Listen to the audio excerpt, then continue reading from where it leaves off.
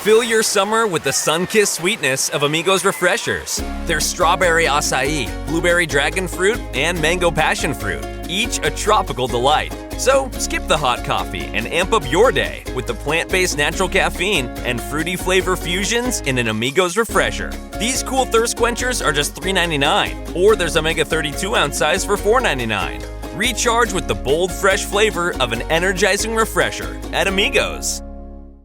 Ever tried reading while jogging, cooking, or even juggling flaming torches? Yeah, it doesn't end well. But with audiobooks.com, you can conquer books without the circus act. Dive into over 450,000 titles, including more than 10,000 free ones. Get hooked on a bestseller, find your next obsession, or finally read that classic you've been avoiding since high school. And here's the inside scoop. Sign up today for a free 30-day trial and snag your first 3 audiobooks on the house. Sign up for your free trial at audiobooks.com/podcastfree today. That's audiobooks.com/podcastfree.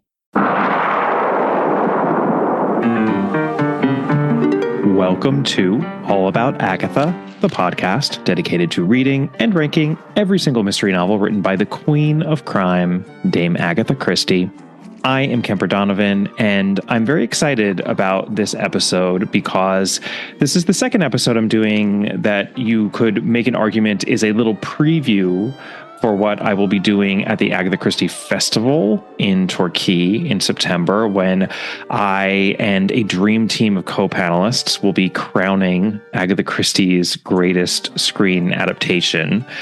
I'm going to be doing that with Dr. Mark Aldridge, with Dr. John Curran, with the best-selling mystery author Victoria Dowd. And this year, also joining us will be Teresa Peschel, who just appeared on this podcast a few episodes ago. She has already written one book in which she reviews various screen adaptations of Agatha Christie's. So she is an expert on the subject, and we are all going to be gathering in Torquay on the evening of Thursday, September 12th at 7 p.m. in the Spanish Barn. I'll include a link, as I have been doing for a while now, in case you haven't yet bought tickets. There are more tickets available. The number keeps dwindling and then getting refreshed. New packets of seats become available, so perhaps you can snag a ticket if you visit the festival's website. In that previous episode with Teresa Peschel, we went over our least and most favorite adaptations of a few different actors who had played Monsieur Poirot and Miss Marple. And I figured it would be really fun if I did my own little top 10 as to actors out there through time who have played Monsieur Poirot and the actors who have played Miss Marple. Before I get into this, I want to note that I will be spoiling the Poirot novel Curtain in the course of this discussion, as well as the 2018 adaptation of the ABC Murders. I will be spoiling something specific to that adaptation. So if you are concerned about being spoiled for either of those titles, you have been forewarned. I'm going to start with the Poirots because I am a Marpleite and I want to end on a high. I actually have a list of 11 actors who have played our dear Monsieur Poirot. And of course, I'm going to start with number 11 and work my way up to the top, to the pinnacle of Poirotian goodness. So starting us off here in the number 11 slot, we have Tony Randall. Tony Randall played Poirot in The Alphabet Murders, which was a film released in 1965. Tony Randall is an excellent actor, but this is a terrible adaptation of the ABC Murders. This film has actually gotten mentioned a number of times on the excellent sister podcast to All About Agatha, The Swinging Christies, which I know a lot of you are enjoying. And that's because my good friends, Dr. Mark Aldridge and Gray Robert Brown, are focusing on the 1960s and Agatha Christie for that podcast. So, of course, they're going to bring up the Alphabet Murders a lot.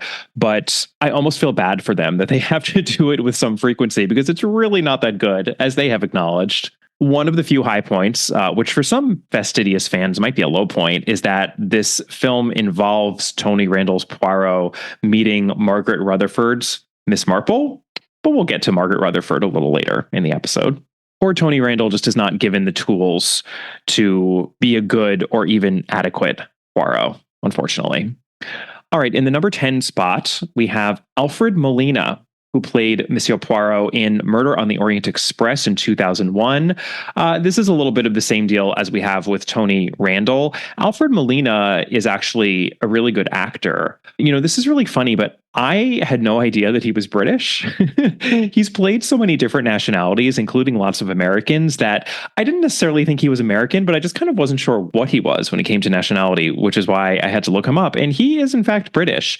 He actually comes from working class roots. He is definitely not a Nepo baby. And this version of Murder on the Orient Express that he starred in was during the tail end of that period when made-for-television movies were all the rage. It's very much a thing of the 80s and 90s and perhaps even the early aughts. And I think that's evidenced by the fact that Meredith Baxter was in this adaptation as Mrs. Hubbard. She is a doyen of the made-for-TV era. I've gone on record so many times before as saying that more Agatha Christie adaptations are a good thing, pretty much no matter what. And so I am not mad that this adaptation exists. This adaptation is no exception, actually, to that statement. But I'm not going to pretend that it's much good. It's really not. The fact that Tony Randall's performance is ranked lower is very telling as to the extremely low quality of that performance, because Alfred Molina's turn as Poirot here is often cited as one of the worst versions of our dear Belgian sleuth. Alfred Molina also recently played Chief Inspector Armand Gamache in a recent adaptation of a few of Louise Penny's Gamache books. So let's move on and not rag on Alfred Molina too much here.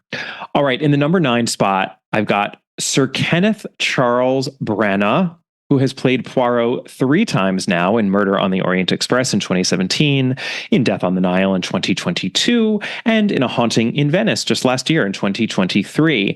I am not a huge hater of Kenneth Branagh's Poirot.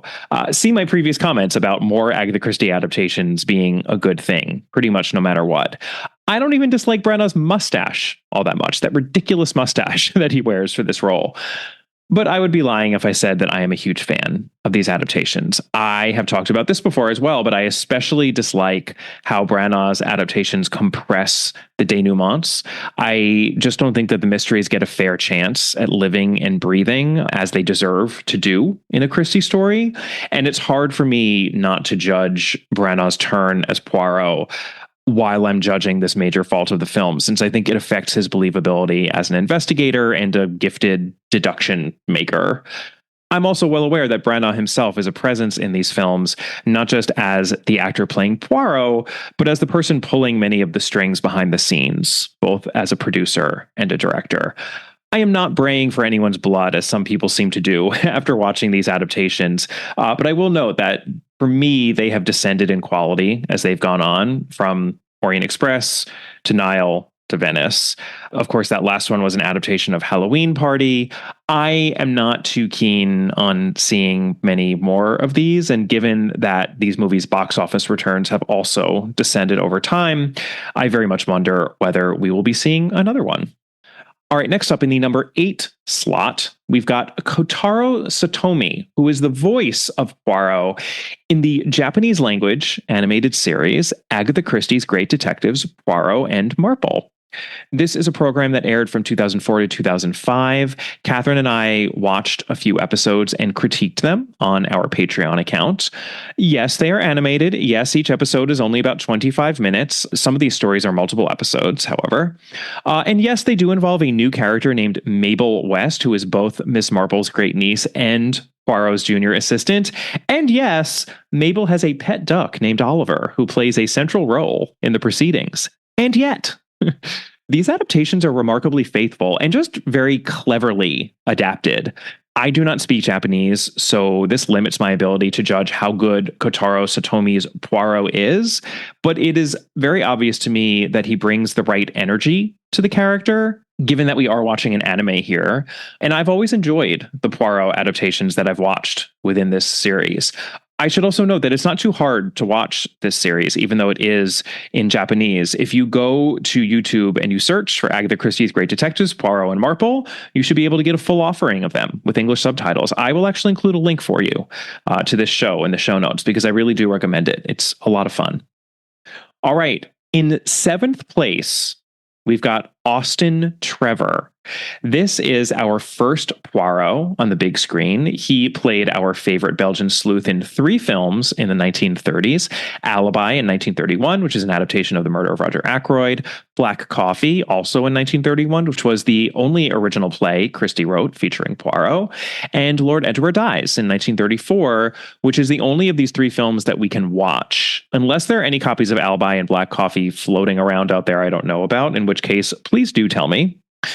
I reviewed this film adaptation of Lord Edgware Dies in an episode not too long ago on the podcast, where I did make the mistake of reversing Austin Trevor's name and calling him Trevor Austin the whole time. Oopsie.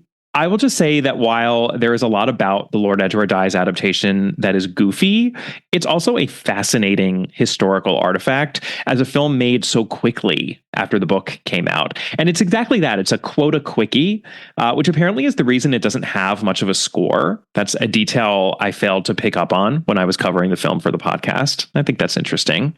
Austin Trevor is tall and thin, and gasp, he does not wear a mustache while playing Poirot here. But he is energetic and charming, and his accent is good. According to him, it was his ability to do an accent that got him the job playing Poirot, and I think he acquits himself really well. I should also mention that he has a bit part in 1965's The Alphabet Murders, but I won't hold that against him. I also think it's interesting that both he and Kenneth Branagh were born in Belfast, in Northern Ireland. Look at that. All right. In 6th place, I've got John Malkovich, star of the ABC Murders from 2018. And oh lordy, this is a controversial one. Catherine and I actually covered this adaptation as our very first Patreon episode. And there's definitely a lot to criticize when it comes to Sarah Phelps's treatment of Christie's novels overall. I have made it clear in the past that I am not a total hater when it comes to her 5 adaptations of Christie's novels for the BBC. Those would be And Then There Were None, The Witness for the Prosecution, Ordeal by Innocence, The ABC Murders, and The Pale Horse, which were released between 2015 and 2020. I think one of these adaptations is excellent. That would be And Then There Were None. 2 of them are execrable, Ordeal by Innocence and The Pale Horse. And the other 2 are interestingly flawed, The Witness for the Prosecution and The ABC Murders. So let's talk about The ABC Murders and John Malkovich's portrayal of Poirot in that film. Most of my issues with this adaptation do not have to do with Malkovich, actually. They more have to do with being forced to look at so many unpleasant things over and over again, like close-ups of pus-filled skin blemishes and people eating gloppy eggs and whatnot. It's very unnecessary. Malkovich's Poirot is a dour Poirot, but this is a dour world that his Poirot lives in. It's a Poirot who sees his friend Inspector Japp die right in front of him and who suffers all sorts of xenophobic slights and slurs. And to Sarah Phelps's credit, the xenophobia is right there in the book. So I don't think this aspect of Poirot's experience or his attitude toward it is unwarranted, since Poirot is a foreigner. The whole thing is just too sad and serious and unpleasant for some. And to be honest, it's this adaptation more than any of the others of Phelps's that made me think she adapts Christie the way Miss Marple's nephew Raymond West would have. Everything being very grim and gray and serious with almost no humor. Far from being shocked by it, I think that Christie, like Miss Marple, would have rolled her eyes and perhaps patted Sarah Phelps on the head if she had to meet her. But back to Malkovich, there were also a lot of viewers who hated the non-canonic revelation that Poirot was actually a priest back in Belgium, a priest who had to endure the suffering and murder of many within his congregation during the First World War. I actually didn't mind this. I thought it was an interesting spin on Poirot, and exactly that, a spin, a departure for sure, but a spin on this character who I could still recognize from Christie's text.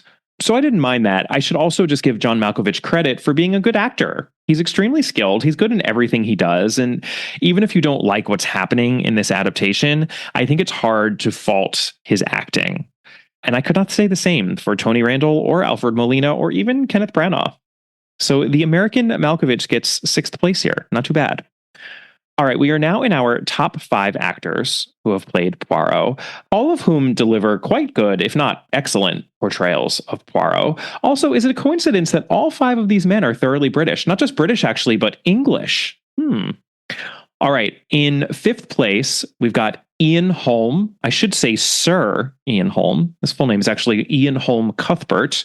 He passed away just a few years ago and had quite a successful and critically acclaimed career as a highbrow actor, both on the stage and in television and film.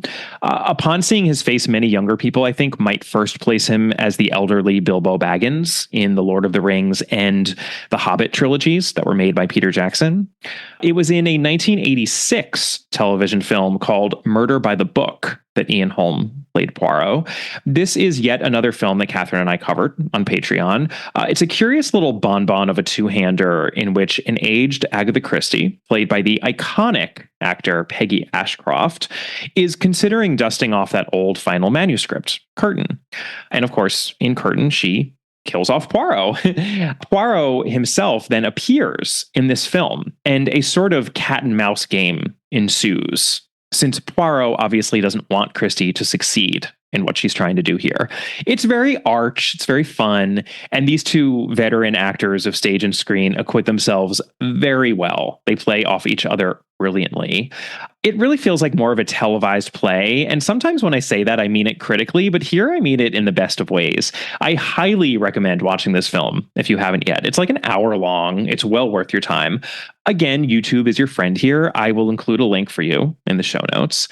I will also say that Holmes' mustache is appropriately elaborate.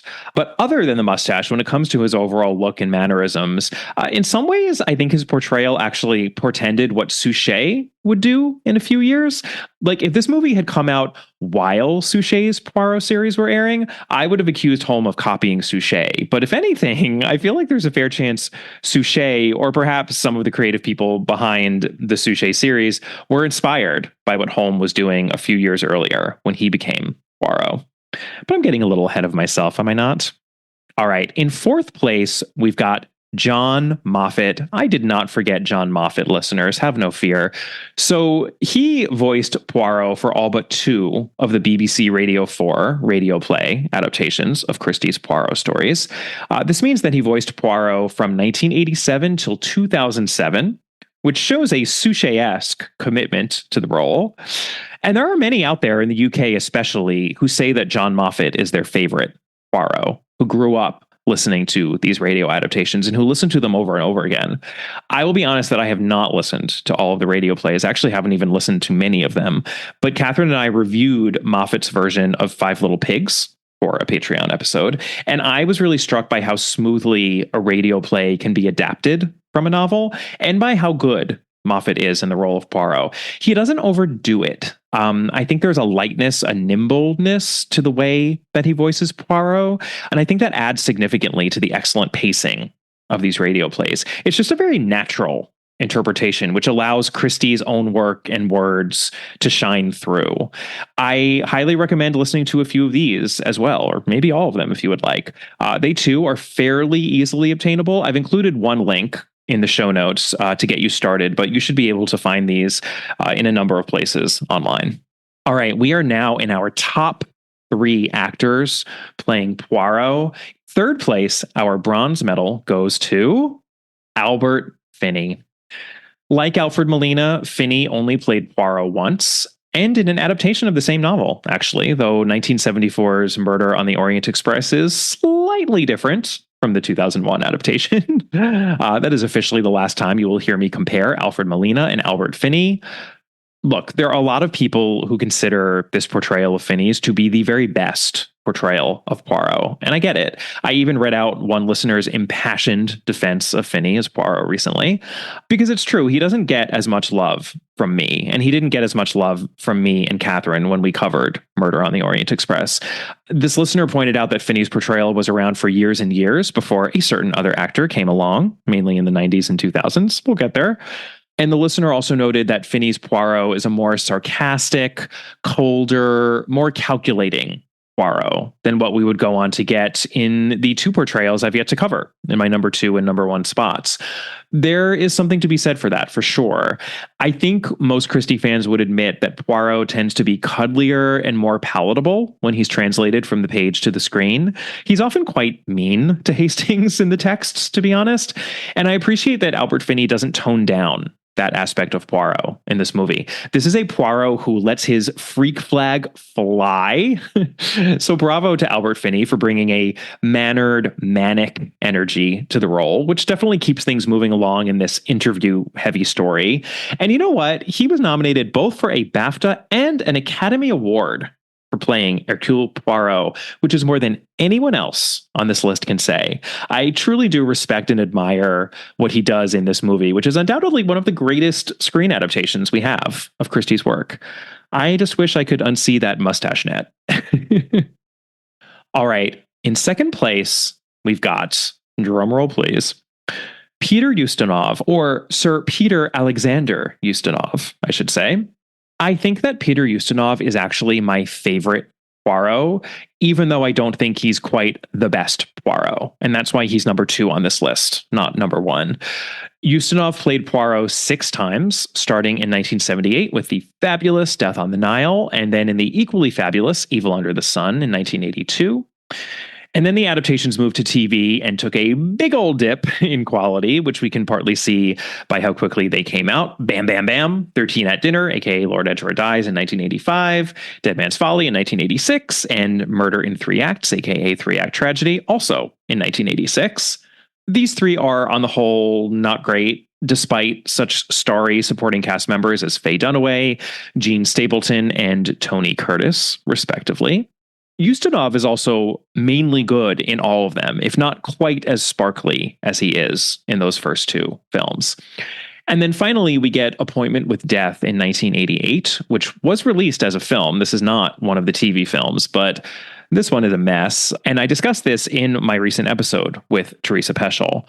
So I'm not going to litigate Appointment with Death again, but it's unfortunate that the Ustinov as Poirot oeuvre is as flawed as it is, given that we only have 6 adaptations. And especially since those first 2 adaptations are so exquisite. And yes, Peter Ustinov looks nothing like Poirot. He has a big presence, and this jovial, verbose bonhomie of his is really not Poirotian. It was very much who Ustinov himself was. He was a man who loved to tell stories and whose good humor was infectious. And Ustinov is just so gosh darn charming in these films. He's so much fun that I simply don't care about faithfulness to the text. I absolutely adore Death on the Nile and Evil Under the Sun. I think they are 2 of the very best screen adaptations of Christie that we have. Watchability and enjoyability are important, right? It's not all about faithfulness to the text. I will always love Ustinov's Poirot. Okay, listeners, it is time for our number 1 actor playing Monsieur Hercule Poirot. And I think it will come as not much of a surprise to anyone that David Suchet, Sir David Courtney Suchet, wins the prize here. He wins the gold medal. True story, but every time I even say the name Suchet on this podcast, I have to mentally check beforehand that I'm not saying Poirot. Because if I'm not vigilant about it, I will totally slip and simply call Suchet, the actor, Poirot. And do we really need any more evidence than that? That he is the ultimate Poirot. So David Suchet played Monsieur Poirot from 1989 to 2013. That is nearly a quarter century of his life devoted to this character. The Agatha Christie's Poirot program, in which he starred, famously adapted every Poirot story available to them, with the exception of Christie's original play Black Coffee, the short story The Le Mesurier Inheritance, and her short story collection The Labors of Hercules, which got adapted as a single episode in which most of the stories were mashed together. It was one of the show's rare missteps, which Catherine and I discussed when we covered The Labors of Hercules for the podcast. And yes, in that episode, there was a character named Le Mesurier, which was their nod to the Le Mesurier Inheritance. Also, Suchet did a reading of Black Coffee at some point, though not as part of this show. Anyway, the man has paid his dues when it comes to adapting Poirot. I don't think anyone can argue with that. And it's this quality more than anything else, his commitment to the role by virtue of how long he played it and how many episodes in which he acted as Poirot, that I think merits the top spot here.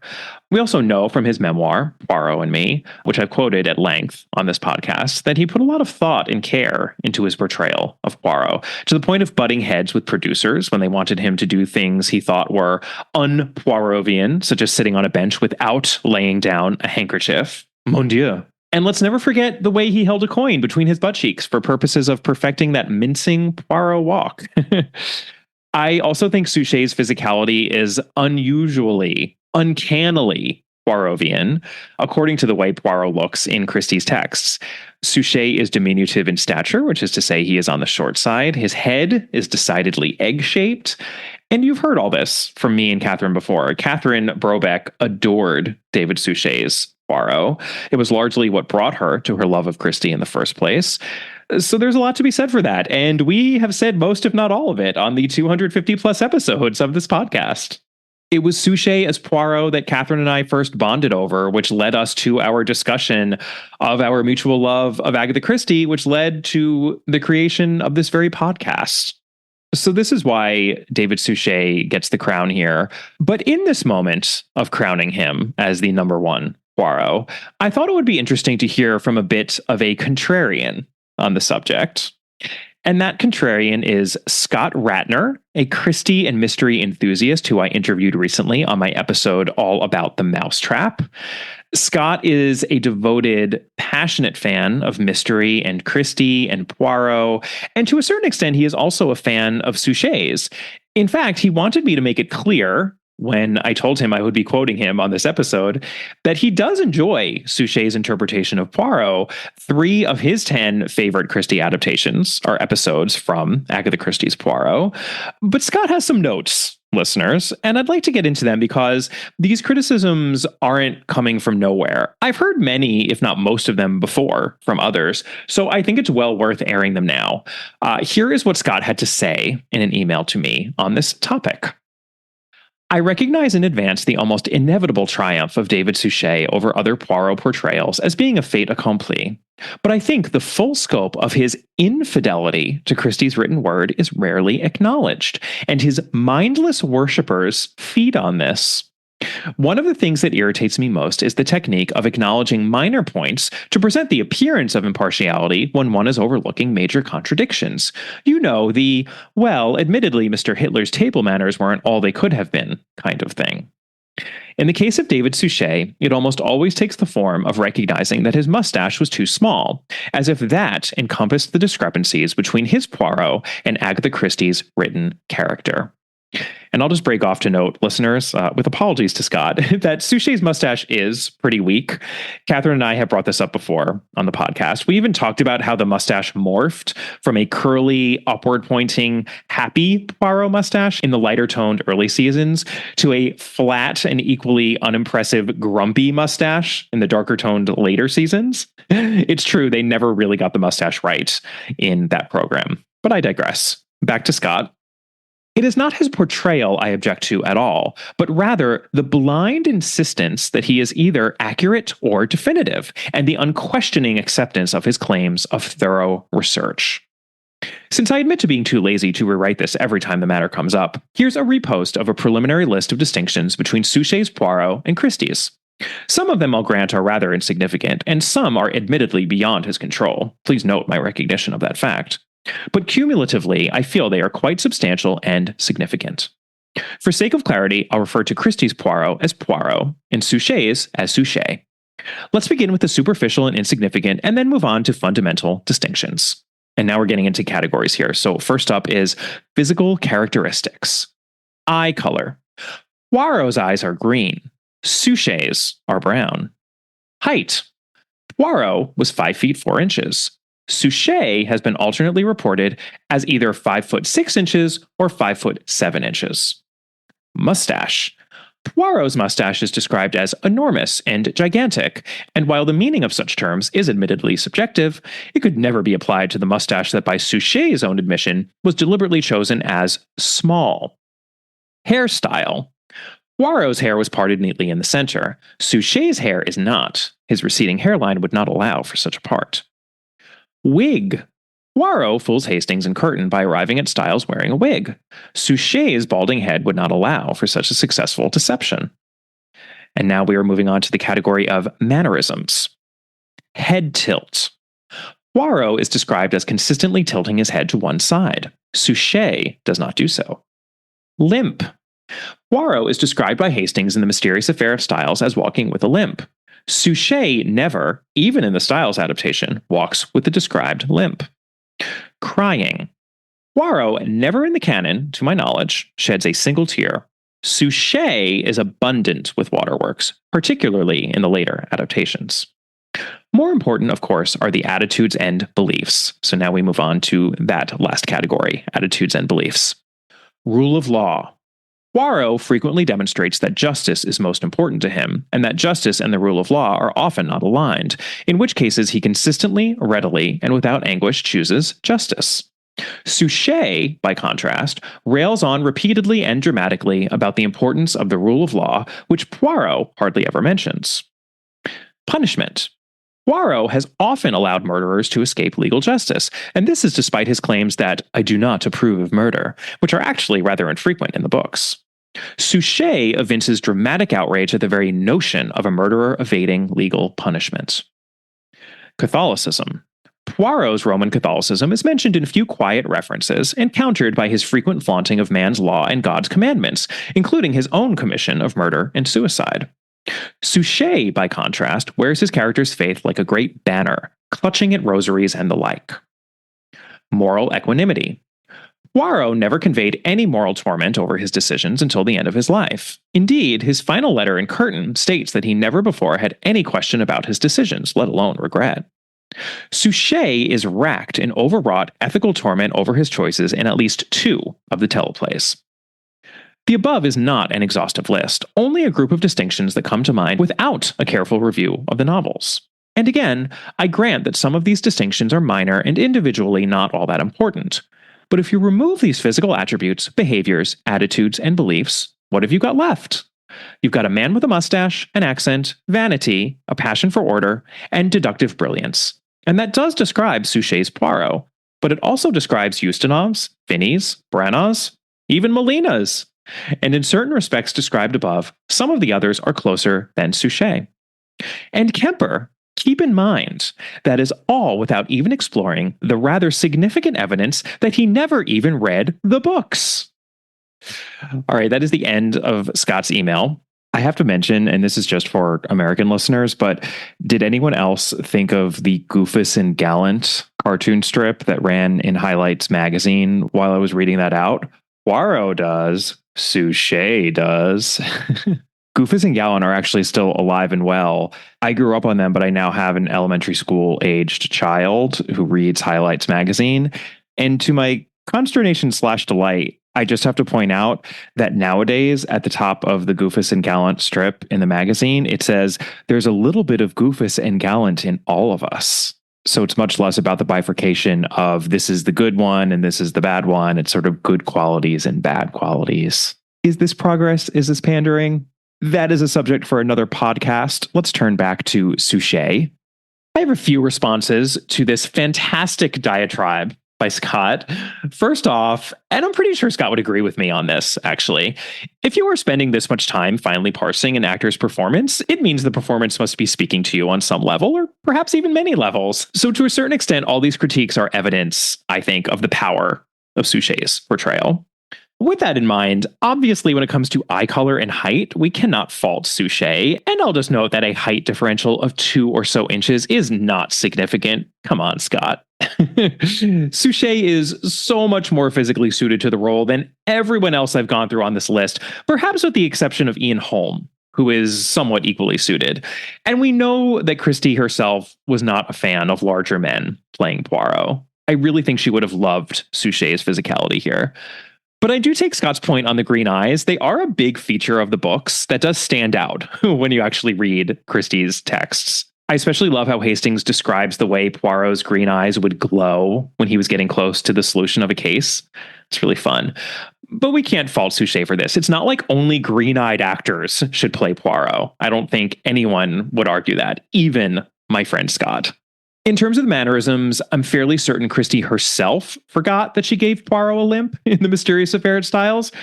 Of course, he may have simply gotten over it, since at that point he was a recent refugee from the front in Belgium during the First World War. I agree with Scott that it would have been a nice touch if he had limped in the show's Mysterious Affair at Styles adaptation. That was a missed opportunity, but that's a one-off, hence a quibble. And even if Suchet doesn't literally tilt his head as Poirot does in the books, I think somehow he captures the same head tiltish attitude in the mannerisms he uses on the show, if that makes sense. I feel really strongly that when it comes to the physicality of Suchet's performance, there's simply no one who comes even close to him in terms of capturing Christie's Poirot. I do, however, agree with a lot of what Scott has to say about the attitudes and beliefs of Suchet's Poirot versus Christie's Poirot. Catherine and I talked about this a lot on the podcast, the way that Suchet's Poirot is so much more angsty, even crabby, especially in the latter half of the program, compared to the way he is on the page. Suchet himself acknowledges this completely in Poirot and Me. The creative team behind the show, which he was very much a part of, especially in those later seasons, they made the decision to amplify Poirot's Catholicism, which in turn amplified his sense of moral equanimity when it came to extra-legal justice that he meted out at the end of various episodes. He was much more tortured about that than he ever was in the books. They knew that they were doing this. Scott is absolutely right that Christie's Poirot plays much more fast and loose with the rules, and that the Catholicism of Christie's Poirot really just gets mentioned, but it never plays much of a role in terms of any inner conflict, at least not in a significant way. But I would argue the reason this emotional torment was injected into the later seasons is that Suchet, gifted actor that he is, had been playing the same role for many years at that point, and he needed something to keep the role fresh and to keep himself engaged. So by that token, I actually feel like the departures Suchet makes as Poirot in the later seasons is a testament, a further testament to his commitment. He needed to ensure there was always enough to sink his teeth into. And to be clear, I'm not knocking Agatha Christie here. I'm not saying the character of Poirot was non-existent or thin or cardboard. I'm just saying that when you play the same character for a quarter of a century, who, for production reasons, doesn't age much over all that time, you need to shake things up a little bit. It doesn't matter how good the character is on the page. But like Scott, I'm not a huge fan of those departures in the later seasons. I prefer my Poirot twinkly and ensconced in his chosen family of Hastings and Jap and Miss Lemon, the way he is in the early seasons, as opposed to the lonely, angst-ridden Poirot of later on. But let's be honest, the twinkly Poirot is a departure as well. As I mentioned earlier, when extolling the virtues of Albert Finney, the Poirot of the text was much colder and more reserved than the Poirot we often get on the screen, and that is certainly the case for the twinkly-eyed, mischievously smirking Poirot of the earlier episodes. All the camaraderie between Poirot and Hastings, all that wonderful work that David Suchet and Hugh Fraser do together, the camaraderie between Poirot and Miss Lemon, and between Poirot and Inspector Japp, it's really not canon. Because Christie always knew that a little bit went a long way on the page, but on the screen, it's a different matter. And I fully endorse the changes made to the text in the earlier seasons. I think they were really smart changes, which is why I can't really criticize Suchet or the rest of the creative team behind the show for going in the opposite direction in the later seasons when they needed to change things up a bit.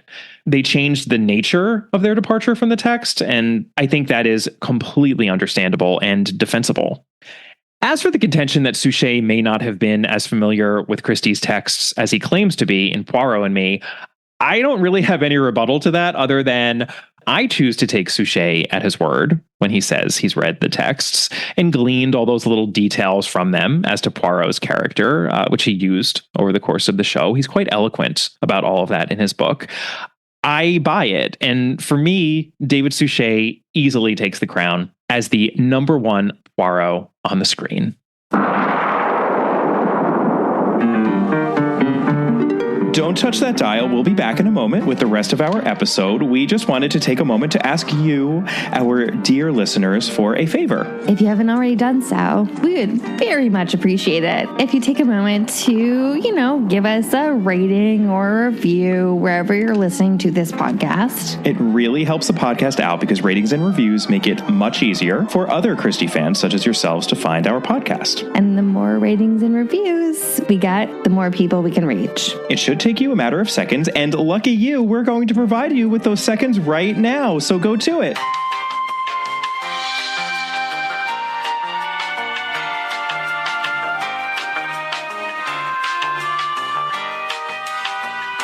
Thank you so much. And now, back to our regularly scheduled programming.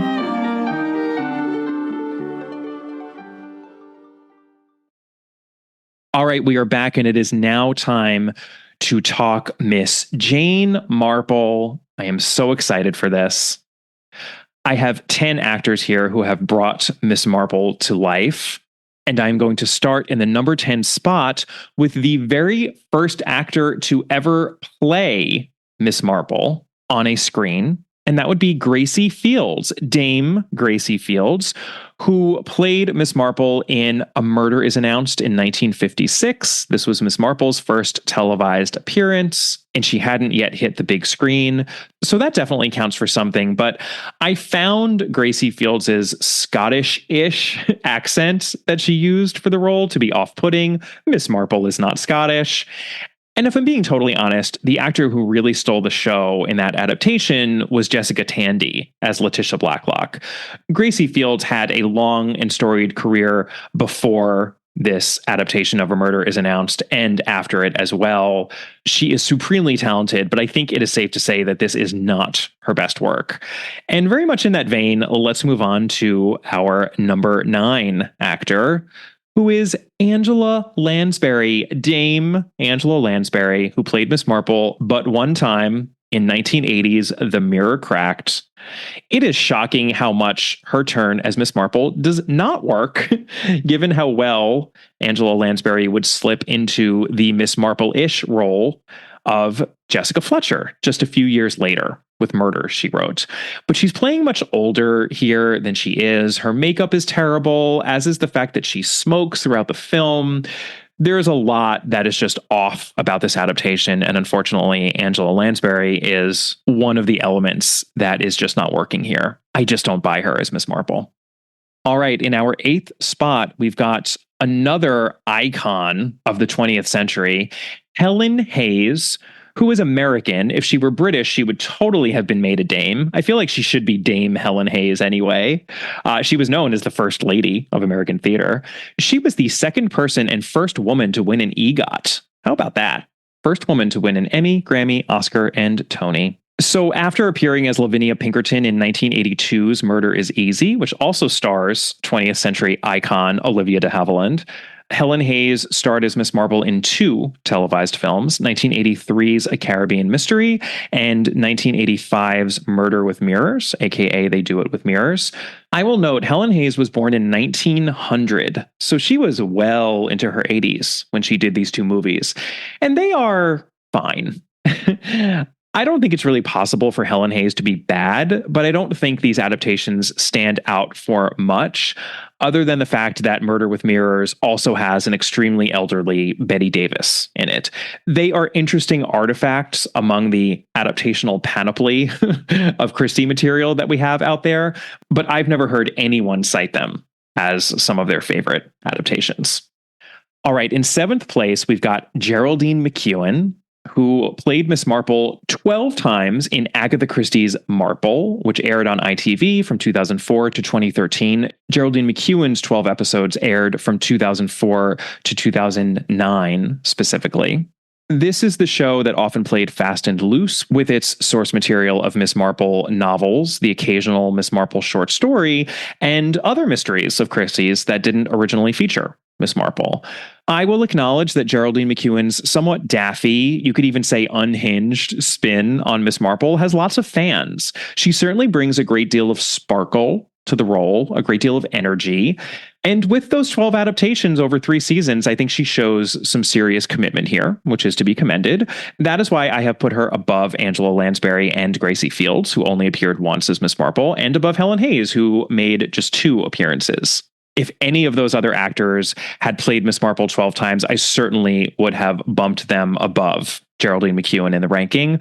But I think that it is meaningful that Geraldine McEwen played Miss Marple in as many adaptations as she did. And on that note, in the 6th spot here, we've got Julia McKenzie, who is the other Miss Marple in ITV's Agatha Christie's Marple program. She took over from Geraldine McEwen in 2009, so she played Miss Marple in 11 episodes from 2009 to 2013. I do realize this is a matter of personal taste, of course it is, but I prefer her Miss Marple to Geraldine McEwen's. It's less madcap and more grounded. I think there is a warmth to her Miss Marple that Geraldine McEwen lacks at times. But I'm also not the hugest fan of Julia Mackenzie as Miss Marple, which is why she too is falling into the bottom half of my top 10 Miss Marples, though at the top of that bottom half. And now for the top 5 actors playing Miss Marple, all of whose performances I love for various reasons. In 5th place, we've got Kaoru Yachigusa, who is the voice of Miss Marple for Agatha Christie's great detectives, Poirot and Marple. As I mentioned earlier in this episode, this program ran in Japan from 2004 to 2005. And basically, I wanted to include these voice actors in this list because the show is great. And I just wanted to make sure that everyone is aware of this show because it's so much fun. And this Miss Marple is a big part of that fun. Again, I do not speak Japanese, so my ability to judge this performance is limited, but Yachigusa's voicing here is appropriately spirited, and it really adds to the hijinksy nature of this animated series. And let me just reiterate, despite all the departures, you can tell that this show was produced by people who knew their Christie and who understood how these puzzle mysteries work. It's very similar to what's going on in Les Petits Meurtres d'Agatha Christie. It's been a while since I've had to say that, which is the very clever French language show that takes such interesting departures from Christie's source material, and which Catherine and I reviewed multiple times, actually, over on Patreon. I love me a wacky take on Christie that is a principled wacky take. And that is definitely the case with Agatha Christie's great detectives, Poirot and Marple. All right, in 4th place, we've got June Whitfield. Oh, how I adore June Whitfield. I actually mentioned her on Twitter recently because I was reacting to the casting news involving the Thursday Murder Club. 3 out of 4 of the main 4 characters in that series had been cast, with Helen Mirren playing Elizabeth, Ben Kingsley playing Ibrahim, and Pierce Brosnan playing Ron. And of course, my question was, well, who's playing Joyce? Because she's kind of the most important one. I'm assuming she's everyone's favorite. She's my favorite. I mean, she narrates half the thing.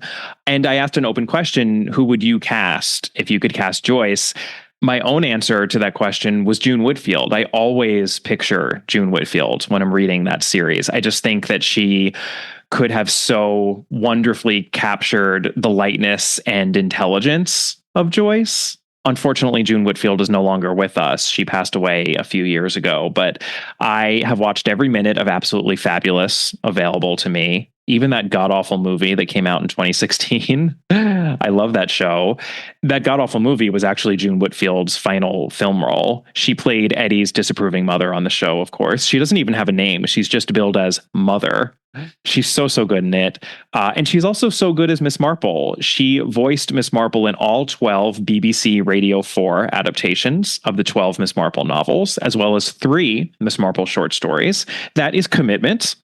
Like John Moffat, I think she manages to convey lots of character through her voice work, but never in a distracting way. She's a fantastic Miss Marple. And if I was more familiar with the radio plays, I probably would have put her even higher on this list. All right, in the number 3 spot, this is a little controversial, but I am placing Yoonjin Kim here. She appears as Ms. Ma, who is a version of Miss Marple in 32 half-hour episodes of a Korean language drama, a K-drama, titled Ms. Ma Nemesis. And this was released in 2018. I watched and reviewed and discussed this show for Patreon. I absolutely love what Yoonjin Kim does with this role in this show. And the show itself is just so brilliant. It manages to adapt not just Nemesis, but The Moving Finger, The Mirror Cracked from Side to Side, A Murder is Announced, The Body in the Library, and At Bertram's Hotel. That is 6 Miss Marple novels, half the canon, in one continuous serialized show that goes on for about 16 hours. It's a commitment as a viewer, but it was also obviously a commitment for Yoonjin Kim. And I love how she and all the other creative people behind this show retain aspects of Miss Marple from the text, including her formidable intelligence, her penchant for knitting, while creating a character who is also totally different and who very much exists within a specific culture that has nothing to do with the culture Agatha Christie was portraying in her text. This feels like a very South Korean show. And this is another adaptation that is doing interesting things with the texts and making big departures in a principled and intelligent way. Unfortunately, it's not super easy to see this show. I had to subscribe to a streaming service called Rakuten Viki, which you can find at viki.com, viki.com. I'll include a link to the streaming service in the show notes. But the subscription didn't break the bank, and I simply unsubscribed when I was done, which is something that you could do, or maybe not if you want to enjoy other K-dramas. I highly, highly recommend this show, and I really love Yoonjin Kim's portrayal of Miss Marple here. All right, in second place, the silver medal here for an actor playing Miss Marple, I have chosen Margaret Rutherford, Dame Margaret Taylor Rutherford.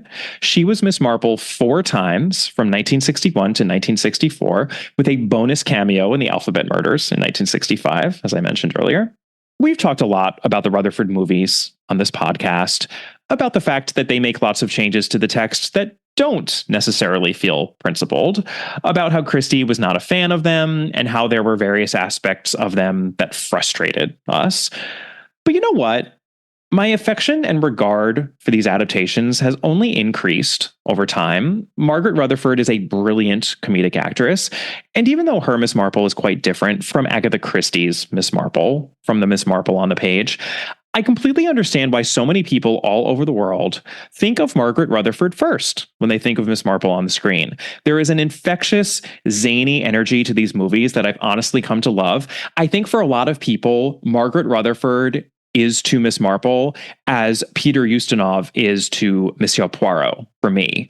She is not my favorite Miss Marple in the same way that Peter Ustinov is my favorite Poirot, but I completely get that. I think there are a lot of people that don't care that she's not faithful to the Miss Marple on the page. They just love what she does here because they love her as an actor and they love seeing her do her thing because she's so talented. And I 100% understand that opinion, and maybe like 60 to 70% share that opinion at this point. Because my affection for these performances really has only increased over time. It honestly surprises me that I'm putting Margaret Rutherford in the number 2 position here.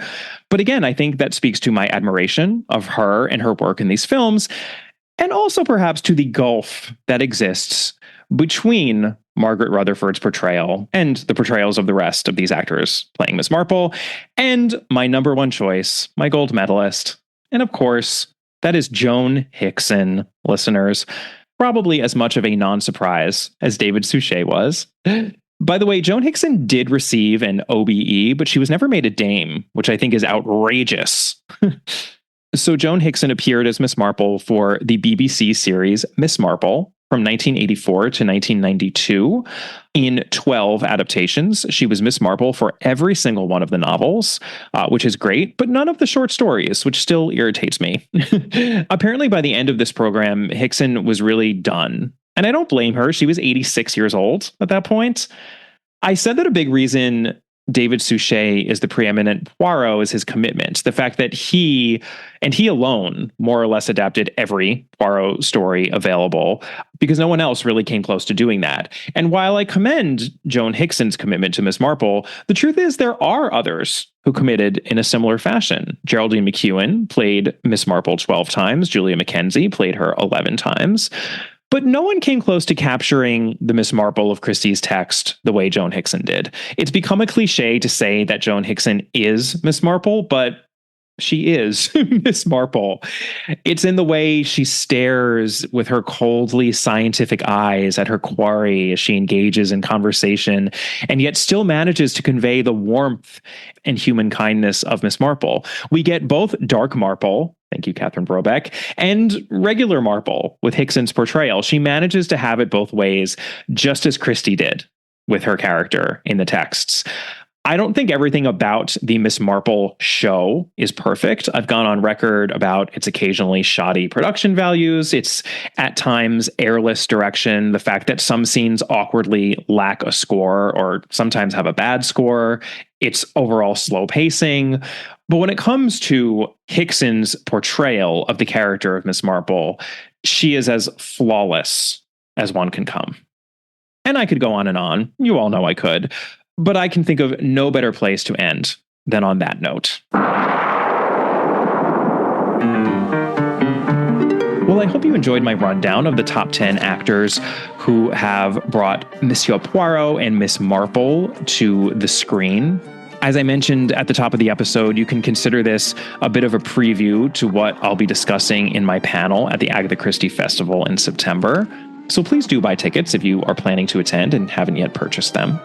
For my next episode, I will be interviewing the critic and scholar Karen Robinson, who recently wrote a fascinating article for the Sunday Times about a discovery she made having to do with Agatha Christie's work during the First World War. And this involves the discovery of an unpublished manuscript that includes several writings by a young Agatha Christie. Very, very exciting stuff, and I cannot wait to bring you that conversation and to get into it with Karen Robinson. So that will be my next episode. And in the meantime, you can, of course, check out the podcast's Patreon page. I mentioned it many times over the course of this episode because that is where I offer bonus content for a monthly subscription fee. So click on the link in the notes if you are interested in getting some more of that bonus content. I'll be comparing Agatha Christie's play The Stranger to Frank Vosper's Love from a Stranger for June's episode. I've been all about Agatha Christie and the theater lately, so I'm happy to continue that conversation over on Patreon. You can always email me at allaboutthedame@gmail.com, and you can find me on Twitter at allaboutthedame and on Instagram at allaboutagatha. You can find me on Facebook at Kemper Donovan Books, and I will include links for the purchase of my debut mystery novel, The Busybody. Thank you so much to all those who have already purchased it. I really appreciate the support. I also appreciate ratings and reviews for the podcast. We're getting so close to 1,000 ratings on Apple Podcasts, listeners. Let's make it happen. All right, I'll see you next time. Bye.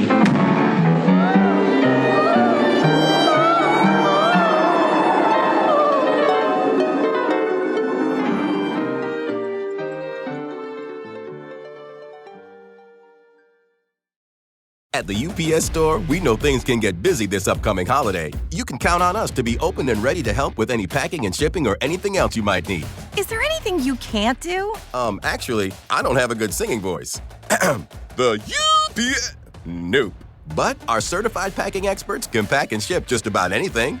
At least that's good. The UPS Store. Be unstoppable. Most locations are independently owned. Product, services, pricing, and hours of operation may vary. See Center for details. Come in today to get your holiday goodies there on time. Fill your summer with the sun-kissed sweetness of Amigos Refreshers. There's strawberry acai, blueberry dragon fruit, and mango passion fruit, each a tropical delight. So skip the hot coffee and amp up your day with the plant-based natural caffeine and fruity flavor fusions in an Amigos Refresher. These cool thirst quenchers are just $3.99, or there's a mega 32-ounce size for $4.99. Recharge with the bold, fresh flavor of an energizing refresher at Amigos.